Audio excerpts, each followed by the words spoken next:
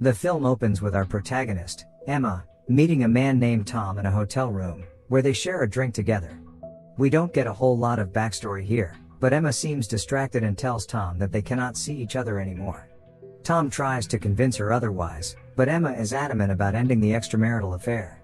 As she's walking out, he begs to see her one more time the next day, but Emma tells him that she can't because it's her anniversary. The next day she goes to visit her husband, Mark, at his place of work, where his assistant gives her flowers and wishes her a happy anniversary.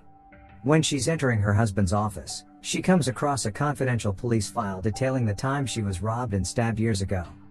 We are then taken to a flashback scene of a failed robbery attempt that ended up injuring the perpetrator in the eye. Emma is interrupted when her husband Mark enters the office, and we learn that Mark is a big-shot lawyer, whose latest case is revoking the parole of the man who attacked Emma in the past. Emma asks him if he misses putting people in jail instead of keeping them out, but Mark, who now works as a criminal attorney, says he prefers the money. The two of them take the elevator, when Tom joins them on the next level down. Well, now that we know Tom slept with his boss's wife, and the two of them have to act like they don't know each other. Emma and Mark proceed to a restaurant to have their anniversary dinner, and Mark gives her a diamond necklace as an anniversary gift. Emma also prepared a gift for him, a pair of tickets to the Super Bowl, but he rudely pushes it away, saying that the team sucks that year. They then witness a man across the room propose to his girlfriend, and Emma looks longingly, remembering the time when she was happy with her husband. Mark then puts the necklace on her, and here we also learn that they've been married for 11 years. After the dinner, Mark puts a blindfold over Emma's eyes, and throws a surprise for her by driving them over to a secluded lake house that they used to go to when they were younger. When they arrive, Emma decides to explore the house, and finds a dark room full of pictures of them together. She plays the turntable, and smiles as she reminisces the good times they used to have. Emma makes her way upstairs, following the rose petals into the bedroom, and finds Mark waiting with 2 glasses of champagne. He gives her a heartfelt apology for not being a good husband, and tells her that he wants them to try and fix things from this moment on. The two then proceed to make love to each other.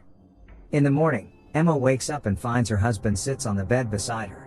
Here she finds her wrist handcuffed to Mark's, then he suddenly points a gun to his head, and to everyone's surprise, kills himself.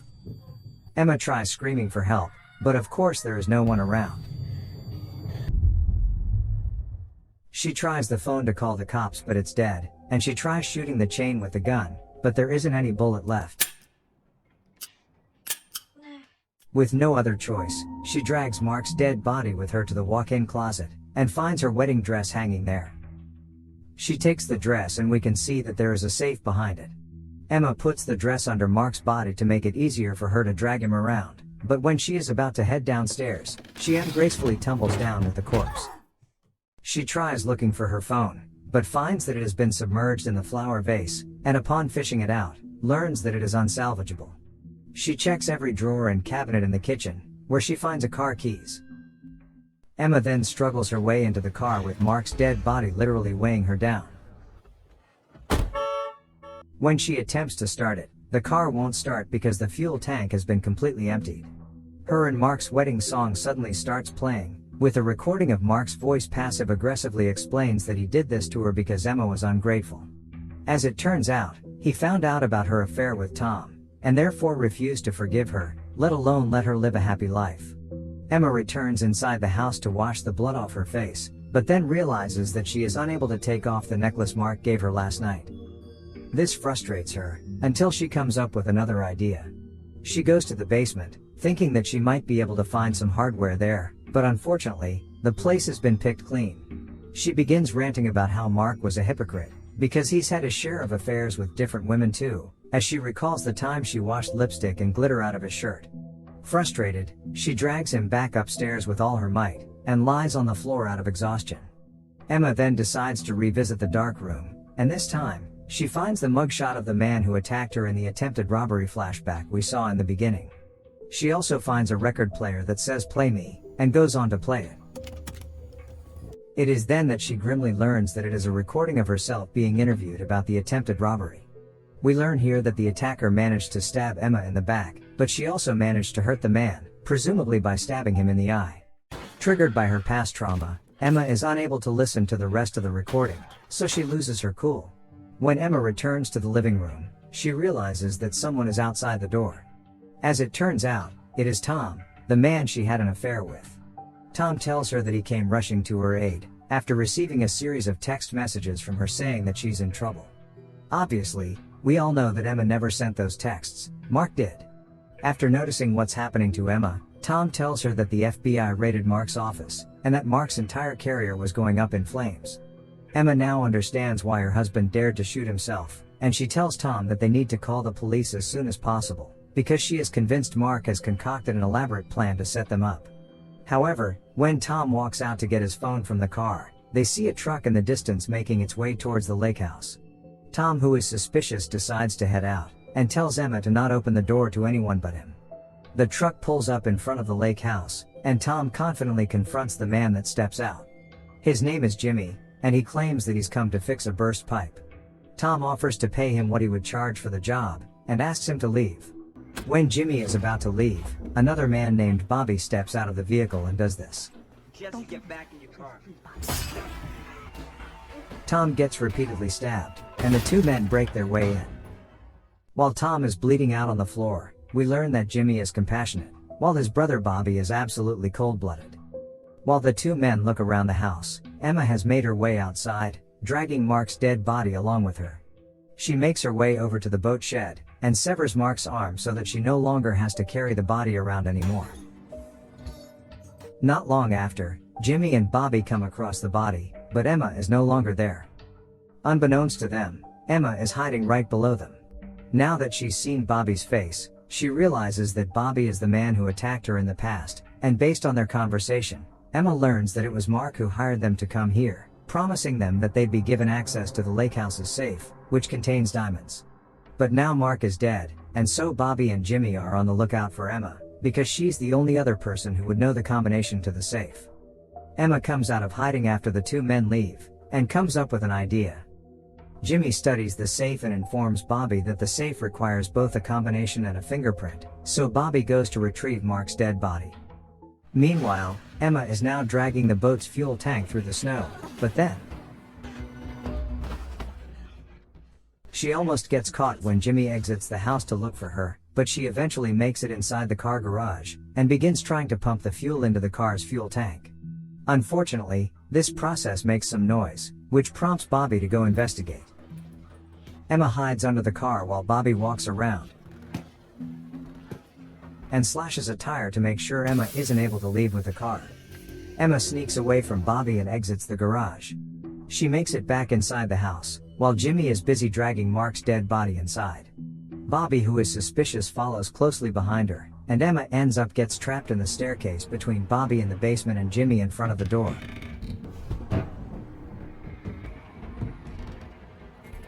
The clever Emma presses the alarm button on the car key, which successfully distracts Bobby and Jimmy, making them rush back inside the garage.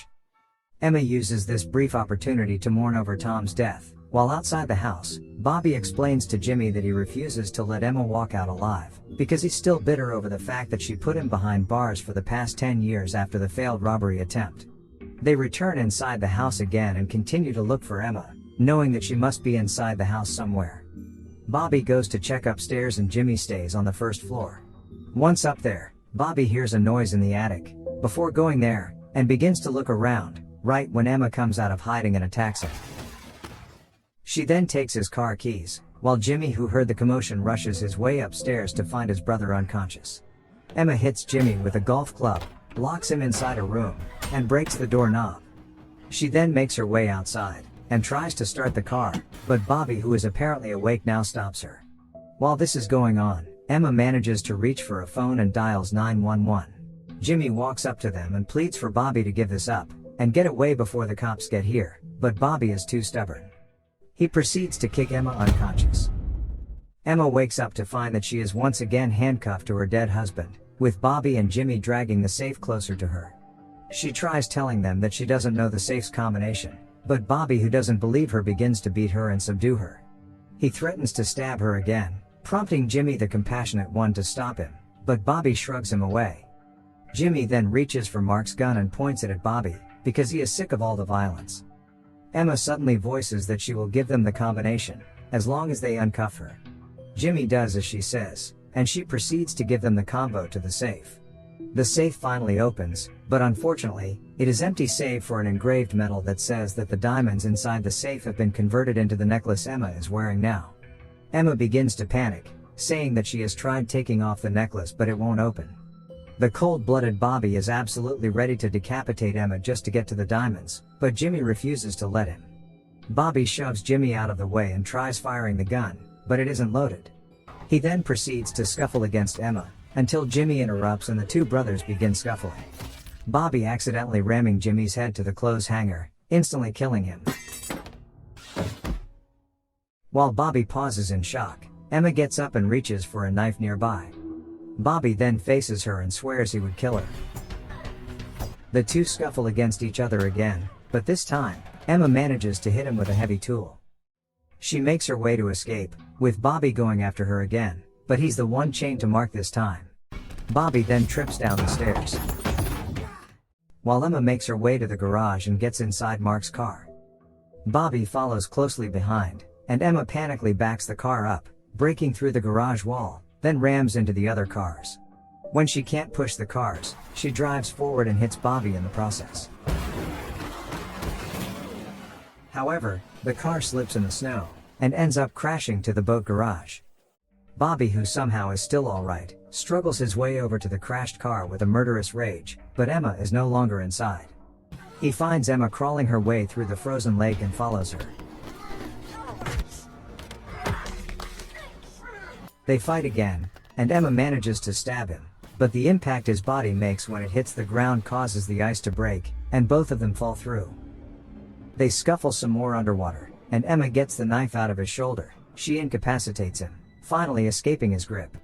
Emma then swims upwards, and breaks her way through the ice. The movie ends with Emma laying over the frozen lake. She takes off her wedding ring and rolls it into the water, while faint police sirens can be heard in the background.